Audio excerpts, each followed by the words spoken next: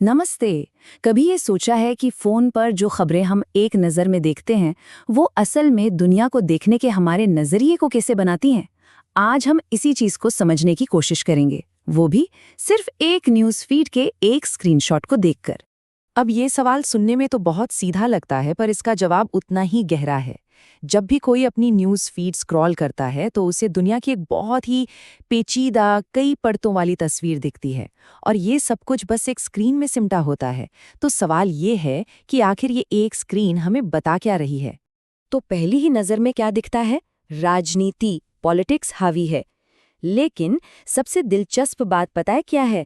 यहाँ एक ही समय पर दो बिल्कुल अलग-अलग लेवल पर पावर के लिए लड़ाई दिख रही है। चलिए देखते हैं कि इससे क्या समझ आता है। तो चलिए सबसे बड़ी कहानी से ही शुरू करते हैं। ये फीड हमें सीधे ले जाती है बांग्लादेश, जहां एक बहुत ज़रूरी नेशनल इलेक्शन के नतीजे आ रहे हैं। तो सबसे पहले एनडीटीवी की हेडलाइन जो सीधे मुद्दे पर आती है, तारिक रहमान अगले प्रधानमंत्री बनने वाले हैं। अब ये कोई छोटी मोटी खबर नहीं है, बिल्कुल नहीं। उनकी पार्टी बीएनपी पूरे 2 दशकों के बाद, सोचिए 2 दशक बाद सत्ता में लौट रही है। ये बांग्लादेश के लिए एक बहुत बड़े पॉलिटिकल बदलाव का इशारा है। लेकिन जैसा होता है, कहानी इतनी सीधी भी नहीं है। अल जजीरा इसमें एक और लेयर जोड़ता है, वो ये कि जहां बीएनपी जीत का दावा कर रही है, वहीं जमात पार्टी नतीजों से संतुष्ट नहीं है। और ये एक ज़रूरी बात याद दिलाता है कि कोई भी पॉलिटिकल जीत कभी भी एक तरफा नहीं होती। हमेशा कुछ न कुछ पेच और असहमति तो रहती ही है। और फिर द हिंदू भी इसी मेन पॉइंट को और पक्का करता है कि बीएनपी 2 दशकों बाद लौट रही है। अब देखिए, एक ही फीड में इन तीनों सोर्सेस को देखकर हमें 2 बातें समझ आती हैं। एक तो कहानी कंफर्म हो जाती है, और दूसरा ये पता चलता है कि अलग-अलग न्यूज़ ऑर्गेनाइजेशन एक ही खबर को कैसे थोड़े अलग-अलग एंगल से दिखाते हैं। इससे हमें एक ज़्यादा कंप्लीट पिक्चर मिलती है। अब उसी स्क्रीन पर थोड़ा नीचे नज़र दौड़ाएं तो स्केल नाटकीय ढंग से बदल जाता है। हम सीधे नेशनल पॉलिटिक्स की दुनिया से निकलकर एक बहुत ही लोकल लड़ाई में पहुंच जाते हैं।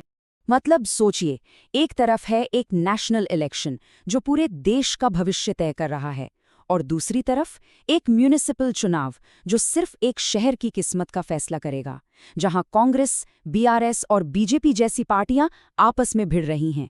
ये ग्लोबल से एकदम हाइपर लोकल तक का सफर है, और सब कुछ एक ही स्क्रीन पर। अब यहाँ से माहौल थोड़ा गंभीर होता है, क्योंकि जो अगली हेडलाइन है वो उन ग्लोबल टेंशन्स को दिखाती है जो हमेशा बैकग्राउंड में चलती रहती हैं। रॉयटर्स की ये एक सीधी साधी फैक्ट पर आधारित हेडलाइनें हैं। एक दूसरा अमेरिकी एयरक्राफ्ट कैरियर मिडल ईस्ट की तरफ बढ़ रहा है। इसमें कोई ड्रामा नहीं है, कोई सनसनी नहीं है, लेकिन इसका वजन बहुत ज्यादा है। ये उस लगातार धीरे धीरे सुलगते जियोपॉलिटिकल टेंशन का सिंबल है जो हमारी दुनिया में हमेशा बैकग्राउंड में मौजूद रहता है। तो सवाल ये है कि ये एक हेडलाइन इतनी मायने क्यों रखती है? क्योंकि ये हमें याद दिलाती है कि नेशनल इलेक्शन और लोकल झगड़ों के शोर शराबे के नीचे हमेशा बड़ी बड़ी इंटरनेशनल ताकतें काम कर रही होती हैं। ये इस बात का सबूत है कि हमारी दुनिया एक दूसरे से कितनी ज़्यादा जुड़ी हुई है, और कैसे एक जगह पर तनाव की लहर हर जगह महसूस की जा सकती है। और अब एक बहुत ही ड्रामेटिक शिफ्ट आता है। हम इस ग्लोबल बेनाम से स्केल से हटकर एक बहुत ही पर्सनल और दुखद घटना पर आते हैं, और ये खबर हमारी फीड में ठीक उसी जियोपॉलिटिक्स वाली खबर के बगल में है। ये एक छोटी सी लेकिन दिल दहला देने वाली कहानी है जो सिर्फ एक हेडलाइन में सिमट गई है। क्लास 12 का एक स्टूडेंट, एक फेयरवेल पार्टी, एक भयानक एक्सीडेंट और फिर गिरफ्तारी। ये हमें याद दिलाता है कि न्यूज़ फीड में दिखने वाली हर कहानी सिर्फ एक डेटा पॉइंट नहीं होती। कुछ कहानियां असल जिंदगियों को तबाह करने वाली पर्सनल त्रासदियों की होती है। तो हमने क्या क्या देखा? पॉलिटिक्स, जियोपॉलिटिक्स और एक पर्सनल ट्रेजेडी, और ये सब कुछ एक ही स्क्रीन पर एक साथ मौजूद है। तो अब इन सबको एक साथ जोड़कर कैसे देखा जाए? इसका मतलब क्या निकाला जाए? ये फीड असल में दिखाती है कि दुनिया को हमारे सामने कैसे परोसा जाता है।